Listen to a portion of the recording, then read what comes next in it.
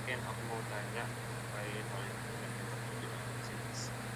Mulai dari dasar sebenarnya kalau menurut Mas sendiri nih, eh, itu kan Mas kan menjadi di kabinet di skematik sih. Menurut Mas skematik itu apa sih Mas dan pengaruhnya apa sebagai eh, pengaruhnya apa di teknik informatika itu Mas? Karena yang skematis kan ya acara dari teknik informatika. Nah, sorry tadi pengaruhnya apa? Begini, jawab pengaruhnya. Mohon maaf aku ulang ya Mas ya. Mungkin dari fundamentalnya sebenarnya skematik itu apa sih Mas, dan ini kan karena ini adalah event dari informatika, itu membawa pengaruh apa saja ke departemen teknik informatika. Sekian. Mungkin gue langsung jawab aja ya yang pertanyaan ini. Skema itu apa dan berdampak apa aja sih terhadap Departemen Teknik Informatika ini. Jadi, uh, ya skematik kayak acara tahunan memang yang udah diadain dari para mahasiswa matematika dari zaman setelah 2000 sekian apa. Jadi untuk apa sih skematik itu? Untuk mungkin tambahan mungkin untuk mahasiswanya sendiri. Jadi skematik ini untuk apa? Untuk salah satu memperkenalkan bagaimana informatika itu dilihat secara benar oleh para masyarakat umum dengan berbagai macam eventnya.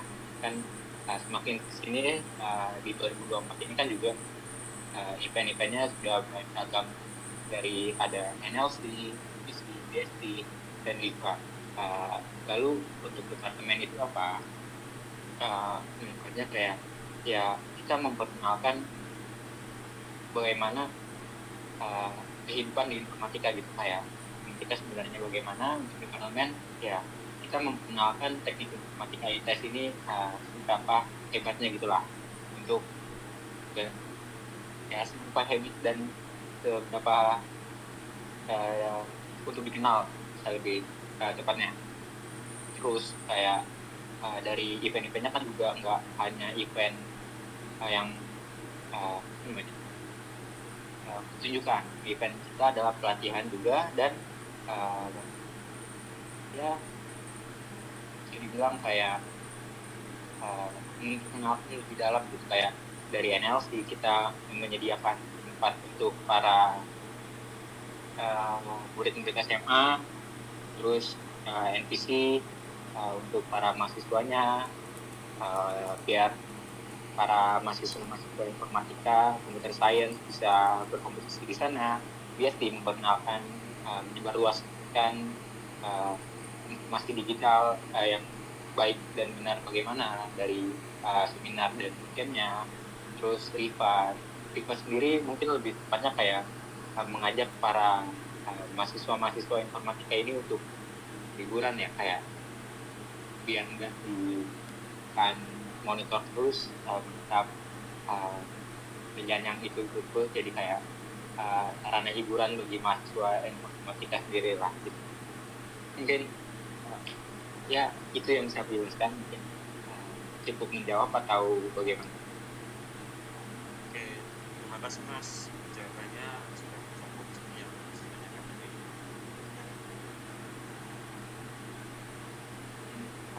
Yang lain tadi.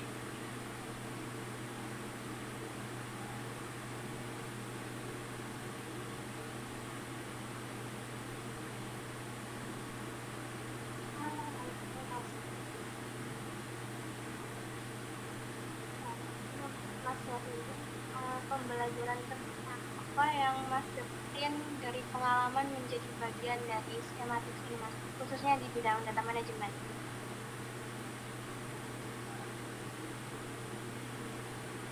Mungkin untuk jawab ya, pengalaman apa yang paling penting ya yang aku dapatkan di data manajemen di sini. Yang pertama, kamu uh, bisa mengolah yang pertama dulu, kamu bisa memanage setiap file kamu, folder kamu ditata dengan rapi sedemikian rupa supaya bisa dilihat dan dicari dengan mudah. Manajemen datanya itu manajemen data yang kamu punya itu tertata rapi dan kamu bisa mudah menemukannya itu di mana setelah sekian lama kamu melupakannya gitu. Mungkin selanjutnya kayak untuk cara teoritis yang di data management sekali menggunakan Excel atau spreadsheet itu kamu bisa tahulah bagaimana lebih dalam spreadsheet dan Excel itu digunakan lebih dalam kayak data-data tuh seperti apa, kayak ada kerapihan data tuh juga ada pentingnya, setiap unsur tuh berkaitan untuk apa-apanya dan juga nggak hanya itu, di data management ini aku juga belajar bagaimana kita bisa mengolah data yang sedemikian banyak rupanya bisa dilihat oleh orang-orang awam yang ya bisa melihat dengan pandangan pertamanya itu terkesan gitu kayak oh ini datanya gini dan jelas gitu kayak dari cakupan data yang kita olah. Terus apalagi ya dari data management lebih ke teoritis bagaimana struktural kamu manage data sih lebih tepatnya. Mungkin yang di pikiranku itu aja sih. Tapi mungkin lainnya apa ya? Ya ini sih kamu bisa misalkan di data management skematik ini misalkan bagaimana sih terjun secara langsung mengolah data para peserta yang jumlahnya lumayan banyak dari yang mungkin yang biasa kalian dapatkan dalam belajar. Kayak ini contoh realnya data-data para masyarakat yang berkontribusi di skematik gitu, menyadari hal itu. Mungkin jawabanku cukup di situ. Mungkin ada yang ditanyakan lagi atau argumen tentang jawabanku atau bagaimana?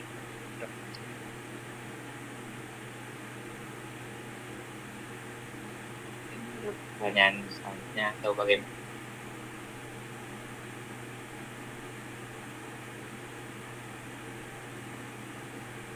Saya mau nanya Mas. Oke, terima kasih. Kan kalau Mas gitu misalkan join ke jadi panitia event atau apapun lah, kan Mas juga pernah cerita kalau Mas ada di web dev-nya Antasenal. Nah itu kan kayak dituntut selalu inovasi gitu. Nah, untuk Mas sendiri gimana sih cara Mas gitu untuk berinovasi di event, organisasi atau sebuah tim yang Mas join gitu? Gimana tuh Mas? Oke, mungkin Mas mau jawab bagaimana cara berinovasinya. Mungkin yang aku sadari ya, itu inovasi itu datangnya dari kerjaan yang kamu lakukan, pekerjaan yang kamu kerjakan. Di diri kamu merasa ada kekurangan yang memang lebih tepat untuk mengimplementasikan yang tahu gitu. Paham nggak ya? Ini nih bahasa. Jika kamu mengerjakan sesuatu, kamu menemukan suatu hal yang memang di atas tersebut belum pernah implementasi, tapi kamu tahu cara mengimplementasikannya itu adalah salah satu bagaimana munculnya inovasi. Terus mungkin hal lain yang bisa memunculkan inovasi adalah yang aku sadari ya, itu dari sosial media. Mungkin tadi dari data management sendiri deh. Data management skematis kan kita mestinya berhubungan mengolah data dari spreadsheet to Excel. Di timeline sosial media aku, Instagram maupun TikTok yang sering aku gunakan, itu beberapa kan ada video pendek yang membahas permasalahan tersebut. Jadi ya nggak ada salahnya kamu menonton 20 detik, 25 detik dari video tersebut yang berisikan informasi tepatnya untuk kamu pelajari. Nanti setelah kamu mendapatkan hal tersebut, dan suatu saat kamu lagi bekerja mengerjakan tersebut apa tugas tersebut, kamu bisa mengimplementasikannya gitu. Lalu untuk di hal lain di luar development, mungkin di web development, sama halnya kayak di ya timeline sosial media lah, Instagram gitu kan. Di timeline tuh beberapa ada yang membahas tutorial singkat, bagaimana melakukan ini, bagaimana melakukan itu untuk penerapan kerjaannya gitu, kayak di web dev mungkin kayak desainnya bagaimana, ceritanya bagaimana, pengefektifan menggunakan kode ini itu bagaimana gitu loh. Jadi kayak inovasi-inovasi itu datangnya enggak dari mana-mana, tapi datangnya tuh dari apa yang kamu lakukan gitu. Mungkin ini membacakan insight dari kesimpulan yang aku buat ya. Di informatika ini di luar konteks pertanyaan ya. Di informatika ini kamu bisa menyelesaikan permasalahan yang kamu lakukan itu sedang ngapain aja gitu. Mungkin kalau kamu mungkin lagi FP Subdat kan permasalahannya menyelesaikan suatu permasalahan yang X gitu, cuman ini kita menyelesaikan ini. Mungkin kamu lagi nyetir motor, bengong dikit terus ini termus ini gitu. Jadi ya berdasarkan apa yang kamu lakukan gitu, inovasi itu. Jadi jangan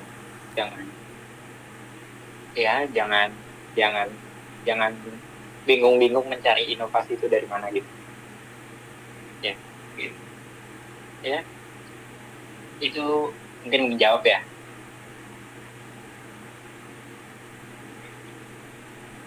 Mungkin ada pertanyaan lain.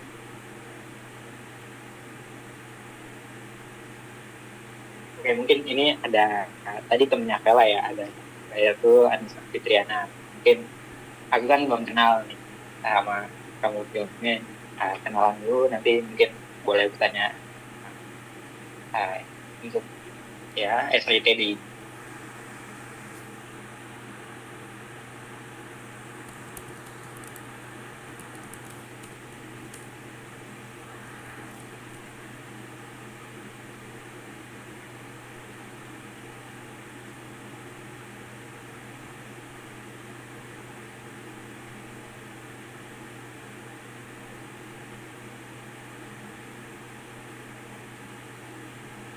Aku kedengeran kan? Aman, Mas. Ya, mungkin lanjut, ada yang mau ditanyain lagi atau enggak kita mumpung waktunya masih cukup banyak. Kenalin Mas, nama saya Lailatul Anissa Fitriana. Saya mau nanya Mas, kan Masnya dalam kabinet manajemen kan, data manajemen, pasti pernah mendapatkan tantangan kan? Itu gimana cara Masnya mengatasi itu?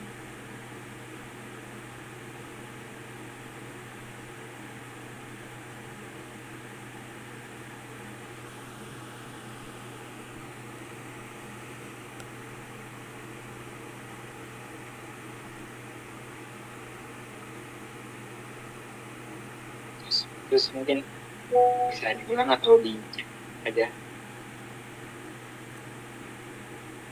Masnya kan berada dalam kabinet data manajemen. Di situ pasti pernah menghadapi tantangan kan. Nah, gimana Masnya menghadapi tantangan itu, kayak bagaimana cara mengatasinya?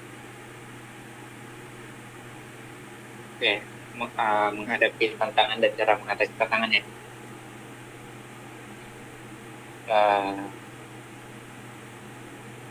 Ini kalau untuk menghadapi tantangan dan cara mengatasinya, di sini kan misal di kabinet ya, kalian tuh memang dimanapun kalian di pengurusan di kepanitiaan di keorganisasian, kalian tuh nggak mungkin sendirian di sana. Kalian bisa cerita, minta bantuan solusi, atau minta saran dari teman-teman kalian sendiri, ceritakan apa kendala yang kalian hadapi gitu. tolong bantu cari solusinya bareng-bareng, cari solusi dari permasalahannya bareng, solusi yang tepatnya itu bagaimana. Jadi sebisa mungkin jika kalian berada di suatu kepengurusan, jangan merasa sendiri untuk menyelesaikan masalah tersebut. Kalian punya teman-teman, punya para teman bekerja, teman ya sesama kabinet atau sesama teman kalian lah di kepengurusan itu. Kalian jika memang mengalami kendala dan belum bisa menghadapinya sendiri, kalian bisa minta bantuan. Jadi jangan merasa sendiri, karena di kepengurusan itu ya kalian bersama-sama untuk menyukseskan kelangsungan acara. Jadi ya minta tolong saja jika memang kalian tersebut kurang menjawab atau kurang Bisa mas, bisa Ya. mas. Terima kasih mas.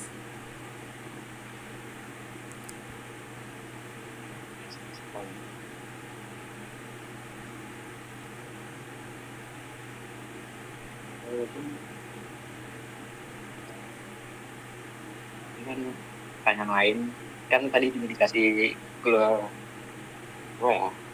kisi-kisilan dari Mabel ya. Ditanyain aja, kalau kalian ada punya pertanyaan lain juga apa ditanyakan aja. Saya izin putus. Iya. Enggak. Nggak ada poin ya, Mas.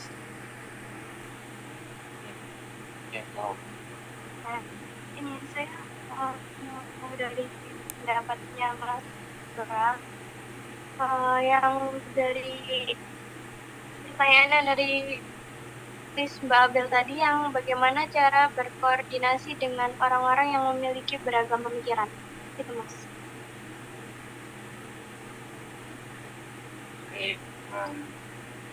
Bagaimana berkoordinasi dengan para teman bekerja ya, beda pemikiran. Yang pertama kalian harus lakukan adalah jangan langsung menolak pendapat tersebut. Kalian cerna dulu para pendapat dari yang beda pikiran tersebut. Mungkin ini maksudnya kayak pertanyaan Anis tadi ya, kayak kan kalian menghadapi teman yang berbeda pendapat gitu. Untuk pastikan kalau sedang mengalami perbedaan pendapat kan itu tujuannya sama ya, untuk